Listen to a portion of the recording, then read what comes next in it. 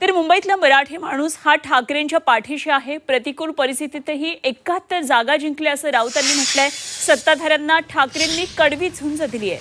सत्ता पैशांच्या जोरावर भाजप जिंकल्याचा आरोप खासदार संजय राऊत यांनी केलाय। माननीय राज ठाकरे आणि माननीय उद्धव ठाकरे यांना मिळून आम्ही 71 जागा जिंकलो।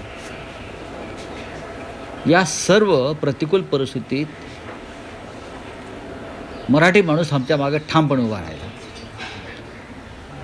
त्याच्यामुळे हे प्रश्न निरर्थक आहेत। 71 जागा या परिस्थितीत जिंकणं ही मोठी अचिव्हमेंट आहे। ठीक आहे, सत्ता नाही, आमच्या हातामध्ये सत्ता आणि एवढा पैसा असता तर भाजपला सुद्धा देश टिकवता येणार नाही आणि फडणवीसांना मुख्यमंत्रीपद टिकवता येणार नाही आणि एकनाथ शिंदेना त्यांचं जे पद आहे ना ते पद टिकवता येणार नाही।